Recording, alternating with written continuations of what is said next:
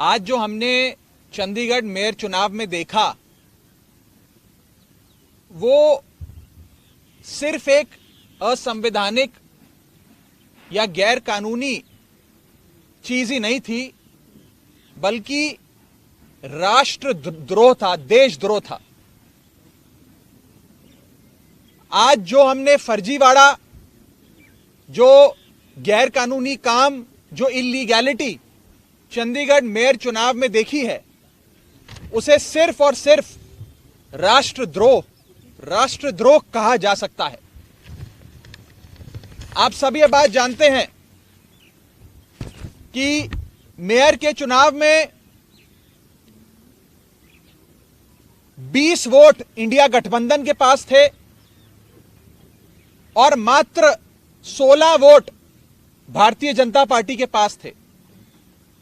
15 और साथ में अगर मैं एक और अन्य वोट भी जोड़ दूं, जहां 20 वोट आम आदमी पार्टी और कांग्रेस पार्टी के इंडिया गठबंधन के पास थे, वहां गठबंधन का जीतना, इंडिया अलायंस का जीतना तय था।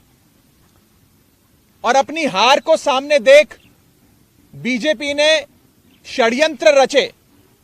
सबसे पहले 18 जनवरी को होने वाले चुनाव में प्रिसाइडिंग अफसर, जो चुनाव कराता है अफसर, उसे बीमार करके अस्पताल में भर्ती करा दिया ताकि उस दिन चुनाव ना हो। फिर चुनाव की जब नई तारीख आई जो हाईकोर्ट ने निर्धारित करी, उस बीच ऑपरेशन लोटस करके आम आदमी पार्टी की और कांग्रेस के पार्षदों को खरीदने की कोशिश करी गई। जब बीजेपी का ऑपरेशन लोटस भी फेल हो गया तो बीजेपी ने आज आप सबकी आंखों के सामने और आप सबके कैमरों में कैद जो फर्जीवाड़ा किया है, पहले मैं वो सिलसिलेवार तरीके से आपको बताना चाहता हूं। बीजेपी ने अपने ही पार्टी के माइनॉरिटी विंग के ऑफिस बियरर को प्रिसाइडिंग अफसर बनाया, यानी कि जो शख्स घोषित भाजपा का सदस्य है, उनका ऑफिस बियरर है, पदाधिकारी है, उस माइनॉरिटी विंग के सेक्रेटरी को प्रिसाइडिंग अफसर बनाकर उसकी देखरेख में चुनाव कराने की घोषणा करी। चुनाव में जब वोटिंग समाप्त हुई और काउंटिंग की बारी आई तो इस भाजपा के ऑफिस बियरर प्रिसाइडिंग अफसर ने किसी भी पार्टी के इलेक्शन एजेंट को आगे नहीं आने दिया।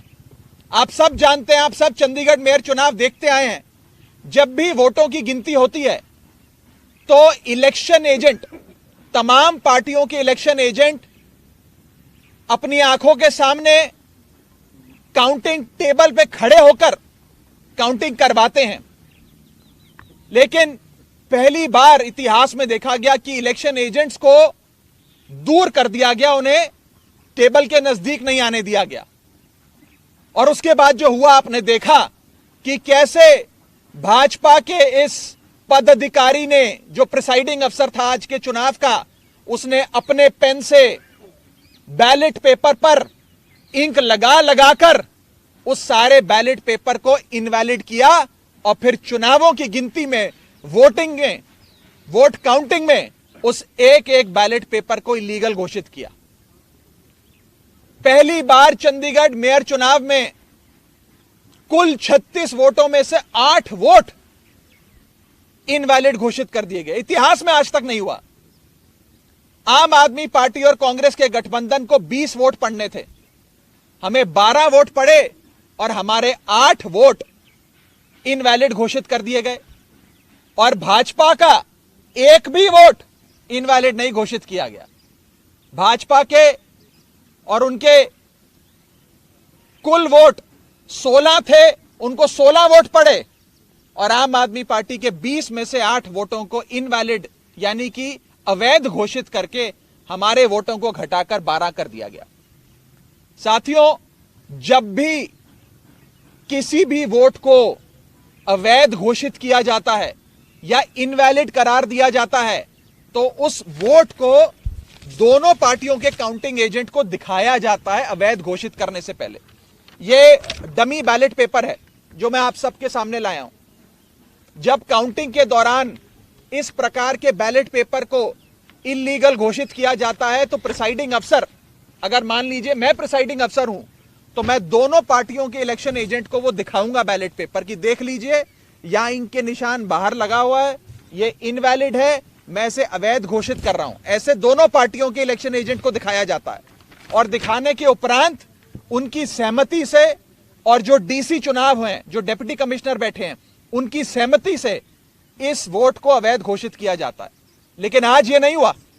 आज ना इलेक्शन एजेंट को दिखाया गया, ना डीसी को दिखाया गया, और बस एक एक कर आम आदमी पार्टी के वोटों को और कांग्रेस पार्टी के वोटों को अवैध घोषित कर दिया गया। यह दिखाता है कि भारतीय जनता पार्टी इतने छोटे से एक मेयर के चुनाव में, म्युनिसिपल कॉरपोरेशन के मेयर के चुनाव में, अगर इस प्रकार की गैर कानूनी असंवैधानिक घटनाएं को अंजाम दे सकती है, तो आप सोचिए कि लोकसभा चुनाव की हार देखते हुए ये लोग क्या करेंगे। क्या भाजपा इस देश को नॉर्थ कोरिया बनाना चाहती है कि इस देश में चुनाव ही ना हो, और चुनाव सिर्फ उसी स्थिति में हो जहां भारतीय जनता पार्टी पूरी मशीनरी को रिग कर पूरी चुनावी प्रोसेस को विशिएट कर चुनाव जीत सके।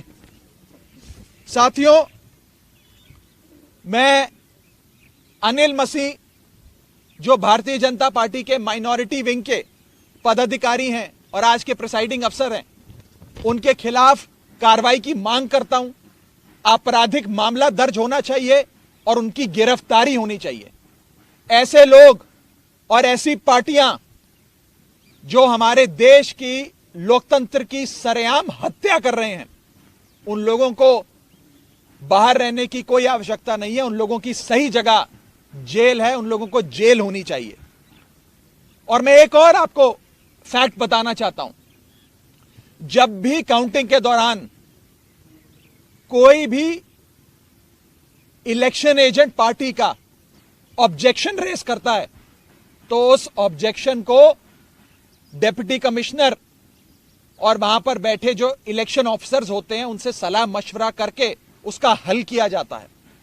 आज पूरे सदन में हंगामा चल रहा था, लोग आपत्ति दर्ज कर रहे थे, प्रिसाइडिंग अफसर के कंडक्ट पे सवाल खड़े कर रहे थे, लेकिन प्रिसाइडिंग अफसर इलेक्शन कराते रहे, काउंटिंग करते रहे, और जैसे ही बीजेपी के कैंडिडेट को उन्होंने घोषित किया बतौर विजेता, उसके बाद जितने भी बैलेट पेपर थे काउंटिंग के, उन्हें जल्द से जल्द हटाकर एक कमरे में लॉक कर दिया गया। न जाने उन बैलेट पेपर्स के साथ इन लोगों ने आगे क्या किया होगा। बैलेट पेपर तक किसी पार्टी के, किसी प्रत्याशी को, किसी काउंसलर को नहीं दिखाया गया। बैलेट पेपर तक गायब कर दिया गया है। यह आज सरेआम देश का एक महत्वपूर्ण शहर चंडीगढ़ में आप सबकी आंखों के सामने घटा है। मैं बस इतना ही कह सकता हूं कि भारतीय जनता पार्टी इंडिया गठबंधन से इतना घबरा गई है, इतना डर गई है कि अब वो इस प्रकार की असंवैधानिक घटनाएं, गैर कानूनी घटनाओं को अंजाम दे रही है। मैं सीधा बस इतना कहना चाहता हूं कि भारतीय जनता पार्टी ने जो आज चंडीगढ़ मेयर चुनाव में किया है, वो सीधा सीधा देशद्रोह है। यह देशद्रोह से कम चीज नहीं है, और इन लोगों के खिलाफ कार्रवाई होनी चाहिए। नहीं तो इस देश के आम आदमी का लोकतंत्र से और चुनावी प्रक्रिया से विश्वास उठ जाएगा।